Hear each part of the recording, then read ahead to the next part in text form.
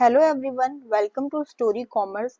हम इसमें क्लास 12 का बिजनेस स्टडीज का आपका चैप्टर 4 देख रहे थे, जो है आपकी प्लानिंग का चैप्टर। प्लानिंग का मैं आपके साथ मीनिंग डिस्कस कर चुकी हूँ, उसके फीचर्स क्या है, इंपॉर्टेंस, लिमिटेशन कर चुके हैं। और आज का जो हमारा टॉपिक है वो है steps in planning.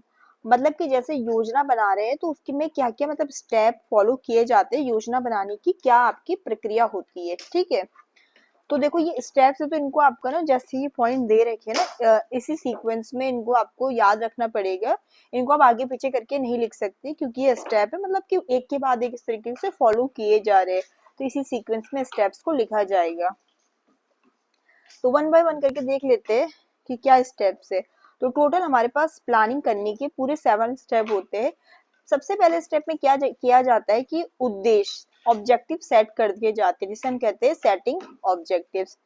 Next, developing premises. ठीक है, इसमें क्या होता है कि कुछ ना अनुमान लगाया जाता है भविष्य को लेकर, तो उसी को प्रेमाइसिस कहते हैं। मतलब कि पूर्व धारणाएं बनाना, जिसे हम कहते हैं कि एक तरीके से अनुमान लगाना। देन थर्ड है आइडेंटिफाइंग ऑल्टरनेटिव्स। ठीक है, कि भाई जैसे कोई भी एक्शन मतलब काम हम कर रहे हैं तो उसके क्या क्या आपके ऑल्टरनेटिव हो सकते हैं, वो आ गया। फिर इतने सारे ऑल्टरनेटिव को क्या करना, आपको इवेल्युएट करना, मूल्यांकन करना कि भी किस ऑल्टरनेटिव के क्या फायदे हैं, क्या नुकसान है, इस तरीके से। देन फिफ्थ में क्या है, बेस्ट ऑल्टरनेटिव को चूज करना।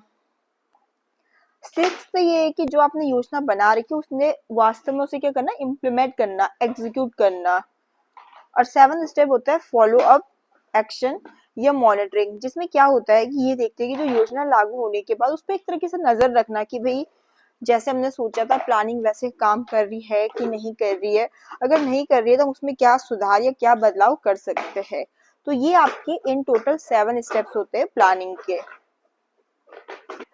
तो एक एक करके अब सारे स्टेप को पढ़ लेते हैं। तो पहला हमने ऑब्जेक्टिव कर, सेटिंग ऑब्जेक्टिव।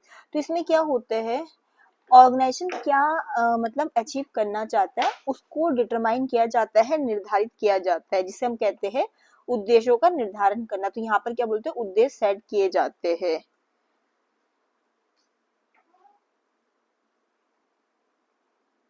जैसे इस तरीके से, उदाहरण के लिए कि जैसे एक कंपनी का उद्देश्य है कि उनको नेक्स्ट ईयर अपनी क्या है, या इस साल उनको एक साल में अपनी सेल जो है 20% से इंक्रीज करनी है। तो ये उनका उद्देश्य हो सकता है। सेकेंड स्टेप में आ जाते हैं डेवलपिंग प्रेमिसेस। तो इसमें ये है कि एक तरीके से ना एजम्पशंस लिया जाता है फ्यूचर के बारे में। ठीक है, कि जैसे भी मार्केट की स्थिति कैसी रहेगी, या गवर्नमेंट की पॉलिसी किस तरीके की रहेगी, या कितना कंपटीशन हो सकता है, इस तरीके से। थर्ड स्टेप में आपका क्या किया जाता है कि हमें अपने लक्ष्य तो वो अगर अचीव करना है, जो ऑर्गेनाइजेशन ऑब्जेक्टिव सेट किए, तो उनके क्या पॉसिबल कोर्स ऑफ एक्शन हो सकते हैं, कौन कौन से अल्टरनेटिव हो सकते हैं। जैसे अब अगर आप स्टेप 1 में देखोगे तो जैसे किसी ऑर्गेनाइजेशन ने अपने गोल बनाया कि उनको 20% सेल इंक्रीज करनी है। तो देखो उनके पास क्या क्या ऑल्टरनेटिव हो सकते हैं। वो ऐसा कर सकते हैं कि भी एडवर्टाइजिंग पे अच्छा खर्चा करे, या अपने गुड्स की कीमत को रिड्यूस कर दे, या कोई नया प्रोडक्ट मार्केट में लॉन्च कर दे। तो देखो ये उनके सामने इतने सारे ऑल्टरनेटिव है उस उद्देश्य को अचीव करने के लिए। तो यहाँ पर वो क्या करते हैं कि पहचान करते हैं कि भी कौन कौन से हमारे पास विकल्प या ऑल्टरनेटिव्स है। फोर्थ स्टेप में क्या किया जाता है कि इतने सारे जो विकल्प है उनको मतलब इवेल्युएट करना, मूल्यांकन, मतलब कि देखना कि किस जो विकल्प है उसकी क्या मेरिट्स और क्या डीमेरिट्स है। फिर फिफ्थ स्टेप में क्या करते हैं कि बेस्ट ऑल्टरनेटिव को चूज कर लेते हैं। तो जो भी उनको लग रहा है कि भी हमारे उद्देश्य को अचीव करने के लिए ये ऑल्टरनेटिव बेस्ट है, उसको भी चूज कर लेते हैं। तो कभी कभी ऑर्गेनाइजेशन क्या करता है, जैसे एक ऑल्टरनेटिव ना चूज करके जैसे कॉम्बिनेशन चूज कर लेना। उदाहरण के लिए जैसे हमने स्टेप फर्स्ट में पढ़ा कि उनका ऑब्जेक्टिव है कि भी अपने सेल बढ़ाना। तो उन्होंने क्या किया कि भाई सारे ऑल्टरनेटिव देखिए, तो उन्होंने क्या किया कि एडवर्टाइजिंग और जो लॉन्च करना न्यू प्रोडक्ट, उन दोनों के कॉम्बिनेशन को चूज कर लिया। तो इसमें क्या होता है कि वो ऐसा ऑल्टरनेटिव चूज करते हैं जो सस्ता भी हो, काफी फिजिबल भी हो, ठीक है, चेंज करना इजी हो जिसको, इस तरीके से। सिक्स स्टेप में क्या होता है कि जो योजना है उसको इम्प्लीमेंट किया जाता है, प्लान को एक्शन में लेकर आना।